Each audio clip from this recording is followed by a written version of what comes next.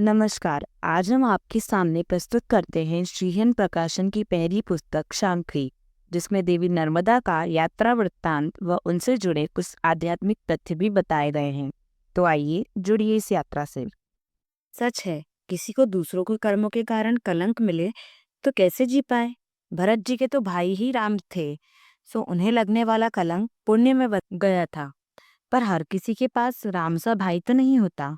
पर ऐसे निर्दोष जो दूसरों के कुकर्मों के कारण कलंकित होने वाले हों, उन पर भाई ना सही ईश की तरह तो कृपा कर सकते हैं राम।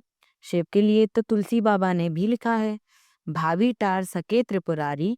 और रही बात हनुमान जी की, तो वह तो जगत विख्यात संकट मोचन है। राधा कृष्ण, शिव और हनुमान का संयुक्त स्थान, और नीचे बहती कृपालु नर्मदा माँ। सबको प्रणाम कर चलने लगा तो रविशंकर जी ने पुनः आने का आग्रह किया। इतने रमणीक स्थान पर कौन बार बार नहीं आना चाहेगा। मैं सीढ़ी से उतरते हुए बोला, मैं अभी वृंदावन गया था। वहाँ के पंडा कह रहे थे कि परिक्रमा तो हमारे यहाँ भी गिरिराज जी की होती है, और लगता भी बहुत अच्छा है यहाँ पर। जितना अच्छा आपके यहाँ पर नर्मदा परिक्रमा में लगता है, उतना कहीं नहीं। लक्ष्मण गोस्वामी गर्व से बताने लगे। ओम प्रकाश अब हमें रपटानुमा शहर से नीचे ले चले। बीच बीच में सीढ़ियां भी मिल जाती थी। लगभग 200 फीट नीचे जाकर मां नर्मदा का मनोरम कच्चा तट मिला, जो लंबाई में दूर तक चला गया था। यहाँ उल्टा सी बनाती हुई बह रही थी नर्मदा। पामली की तरफ से आने और रामनगर पार कर सतवासा की ओर जाने में अर्धचंद्राकार हो मन भावन लग रही थी नर्मदा। कच्चे घाट से नीचे जा स्वच्छ जल को हाथ में ले आचमन किया, माँ से प्रार्थना की, कुछ देर तक रुककर वापस चल दिए। ओम प्रकाश जी ने आग्रह किया तो उनके पास चाय पीने चले गए।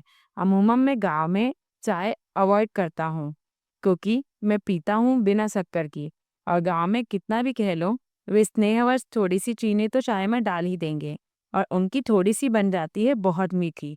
पर ओम प्रकाश जी ने पक्का वादा किया कि बिल्कुल फीकी ही बनेगी चाय, तो चले गए उनके यहाँ। न बड़ा न छोटा, पर ठीक ठाक कच्चा पक्का घर था उनका। सामने कच्चा शहर निकल रहा था। उनके खुले वरांडा में बैठे तो शहर से आने जाने वाले लोग निरंतर दिख रहे थे। साफ सुथरा घर था। बाहर तुलसी एक ऊंचे घरुए में लगी थी, बगल में गाय बंधी थी। रास्ते पर ही घर है, चहल पहल रहती होगी सारे दिन। मैंने पूछा, परिक्रमावासी यहीं से निकलते हैं, इसलिए दिन तो दिन, कभी कभी रात में भी आना जाना लगा रहता है। ओम प्रकाश बोले, यानी परिक्रमा पथ पर ही है आपका घर। बड़े सौभाग्यशाली हैं। मैंने उनके मन की बात कह दी। सो तो है साहब, 4 साल पहले एक महात्मा आए थे। आए क्या? परिक्रमा करते जा रहे थे, घर के सामने रुक गए। हमने आग्रह कर अंदर बुलाया तो वे आ तो गए, पर बैठे नहीं। एक गिलास पानी पिया और चलते चलते बोले कि परिक्रमा वासियों को अगरबत्ती दे दिया करो। तब से हमने नियम बना लिया कि जो भी परिक्रमा वासियों को निकलते हम देख लेते हैं, उन्हें अगरबत्ती का एक छोटा पैकेट अवश्य देते हैं।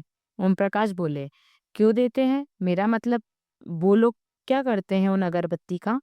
घाट पर जाकर मां नर्मदा को लगाते हैं।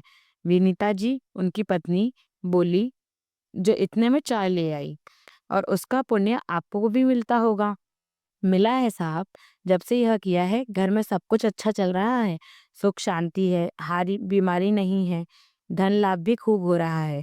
असीम कृपा हुई है मैया की।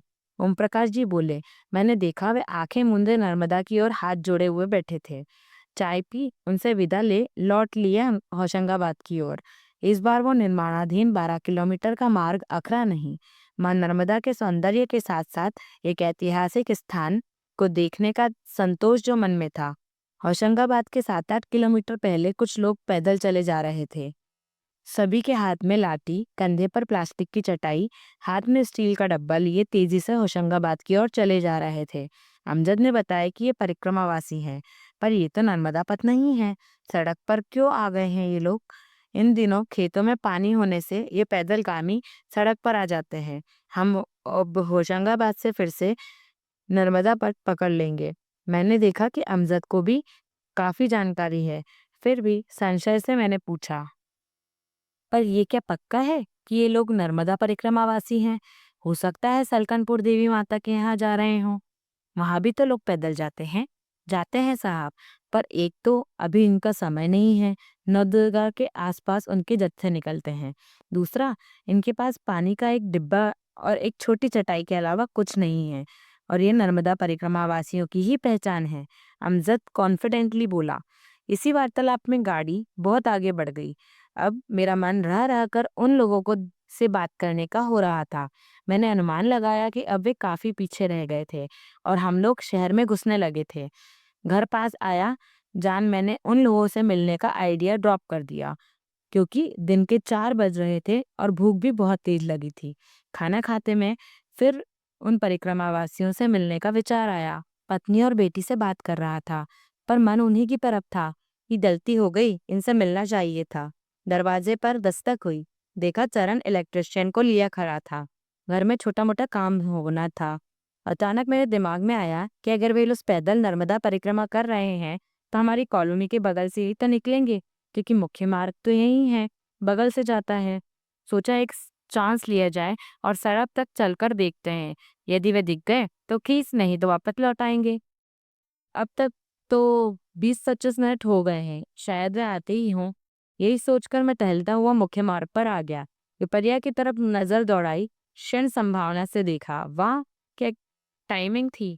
कुछ दूरी पर ही दिख रहे थे वे लोग। आगे बढ़ खड़ा हो गौर से देखने लगा। आकृतियां स्पष्ट हो रही थी। वही लोग थे, एक के पीछे एक आ रहे थे, और नजदीक आए देखा कुल 5 लोग थे। आप लोग क्या नर्मदा परिक्रमा कर रहे हैं? जैसे ही वे पास आए मैंने पूछा। नर्मदे हर, सही पहचाना आपने, हम लोग परिक्रमावासी हैं, सबसे आगे चल रहे सज्जन बोले। अब तक वे सभी रुक गए थे और बातचीत चल पड़ी। पर नर्मदा परिक्रमा पथ तो अलग है, आप उसे छोड़कर सड़क पर क्यों आ गए? माई के किनारे ही चल रहे थे। खेतों में पानी के कारण सेमरी हरचंद पर सड़क पर आ गए थे। हाँ, अब होशंगाबाद से फिर किनारे किनारे चलेंगे। कहाँ से आ रहे हैं आप लोग? हम सभी धुले महाराष्ट्र से आ रहे हैं। धुले डिस्ट्रिक्ट के ही रहने वाले हैं। क्या नाम है आपके?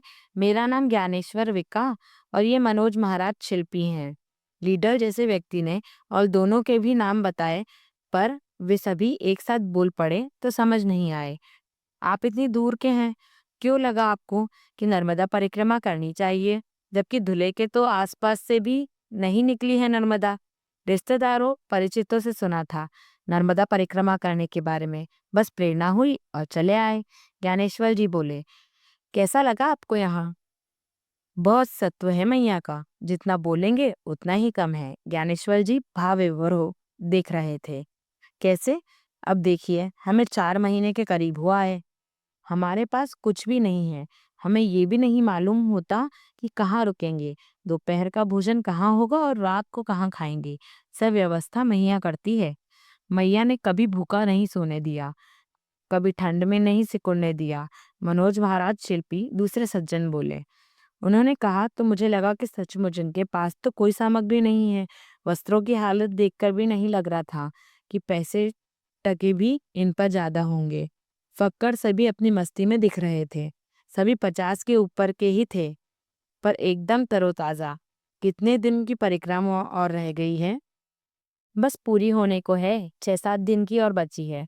ओमकार जी पहुंचकर पूरी हो जाएगी, एक अन्य सज्जन बोले। और वो भरूच? सब हो आए। 18 अक्टूबर को ओमकार जी से ही उठाई थी परिक्रमा। रेवा सागर भरूच होते हुए अमरकंटक गए और अब वापस ओमकार पहुंचने वाले हैं। ज्ञानेश्वर जी बोले। कितना चल लिए होंगे? 3000 किलोमीटर से ज्यादा चल चुके हैं। चौथे सज्जन बोले। हम कहाँ चलते हैं, वो तो वही चलाती है।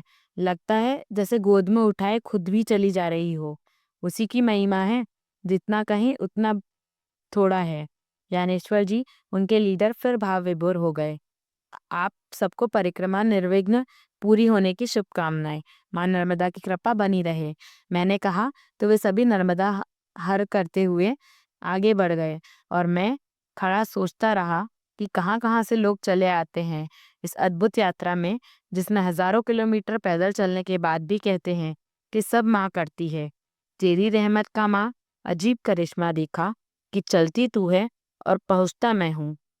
चलिए, हमारी इस यात्रा को फिलहाल नहीं विराम देते हुए जहां इन शब्दों को रोका था, आने वाले एपिसोड में वहीं से प्रारंभ करेंगे और देवी नर्मदा से आपको परिचित कराएंगे।